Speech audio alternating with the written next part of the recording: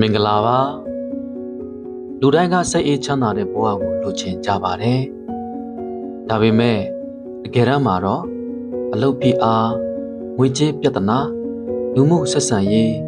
နေ့စဉ်ဖြစ်ပျက်နေတဲ့ပြဿနာလေးတွေကြားမှာစိတ်အေးချမ်းသာဖို့ကခက်ခဲလာပါတယ်တကယ်တော့စိတ်အေးချမ်းသာမှုဆိုတာပြဿနာမရှိတဲ့ဘဝကိုဆိုလိုတာမဟုတ်ပါဘူးပြဿနာတွေရှိနေသေးပေမဲ့ကိုယ်စိတ်ကိုတည်ငြိမ်အောင်ထိန်းထားနိုင်တဲ့အခြေအနေကိုဆိုလိုတာပါဒီဗီဒီယိုမှာတော့စိတ်အေးချမ်းသာတဲ့ဘဝကိုစတင်နိုင်ဖို့အလွယ်တကူလေ့ကျင့်လို့ရတဲ့အလေးအကျင့်၃ခုကိုမျှဝေပေးသွားပါမယ်အလေးအကျင့်နှစ်ပါး1မိနစ်တိုင်း9မိနစ်ကိုယ်စိတ်နဲ့ကိုယ်ရှိနေပါကျွန်တော်တို့အများစုဟာမနေ့အိပ်ရာနိုးတာနဲ့ဖုန်းကိုအရင်ကြည့်တတ်ကြပါတယ် Facebook, TikTok, Messenger, Gmail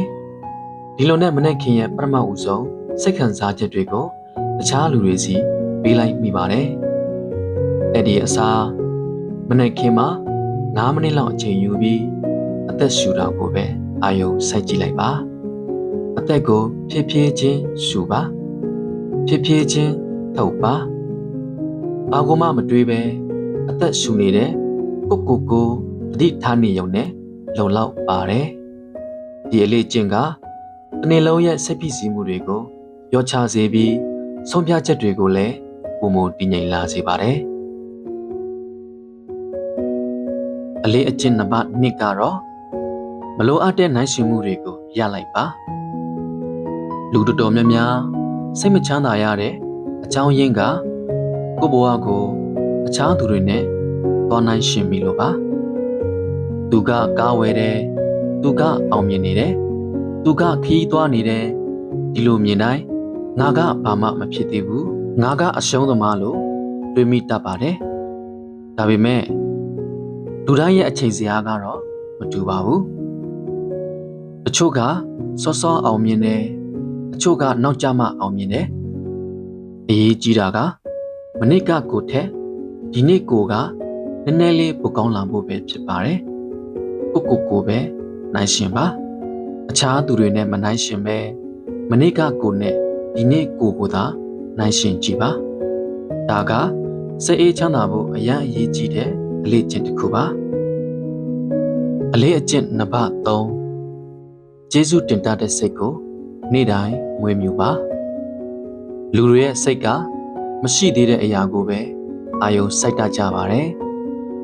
ဒါကြောင့်ဘလောက်ပဲရှိမလုံလောက်တယ်လို့ခံစားနေရတတ်ပါတယ်ဒီအကျင့်ကိုပြောင်းဖို့ညအိတ်ခါနီးတိုင်းဒီနေ့ကျေးဇူးတင်စရာ3ခုကိုစဉ်းစားကြည့်လိုက်ပါဥပမာဒီနေ့ငါ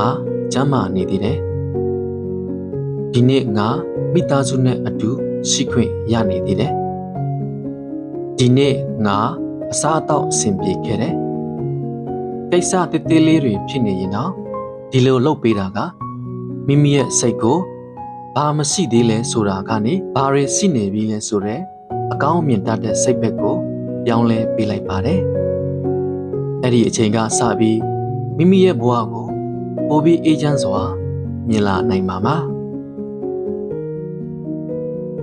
။စိတ်အေးချမ်းသာတဲ့ဘဝဆိုတာတရက်တည်းနဲ့မရနိုင်ပါဘူး။ဒါပေမဲ့နေ့တိုင်းလုပ်နေတဲ့အလေးအကျင့်သေးသေးလေးတွေက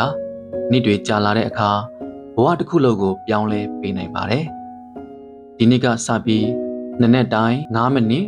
ကိုယ်စိတ်နဲ့ကိုယ်ရှိနေပါ။အခြားသူတွေနဲ့နိုင်ရှင်တာကိုရှော့ချပါ။နေ့တိုင်းကျေးဇူးတင်စရာ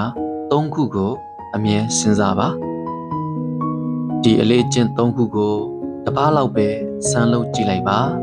။သင်စိတ်ရဲ့အခြေအနေဘယ်လောက်ပြောင်းလဲလာတယ်ဆိုတာသင်ကိုယ်တိုင်သတိထားမိလာပါလိမ့်မယ်။ဟုတ်ကဲ့ပါဒီလိုအကျိုးရှိတဲ့ဗီဒီယိုတွေကိုသဘောကျတယ်ဆိုရင် like and share လုပ်ပြီးအားပေးနိုင်ပါတယ်။နောက်ထပ်ဘဝတိုးတက်ရေးနဲ့စိတ်ကျန်းမာရေးဆိုင်ရာအကြောင်းအရာတွေကိုမလွတ်သွားစေဖို့ subscribe လေးကိုလည်းနှိပ်ထားပေးနိုင်ပါတယ်။အားလုံးကိုကျေးဇူးတင်ပါတယ်။နောက်ထပ်ဗီဒီယိုတွေမှာပြန်တွေ့ကြမယ်ခင်ဗျာ။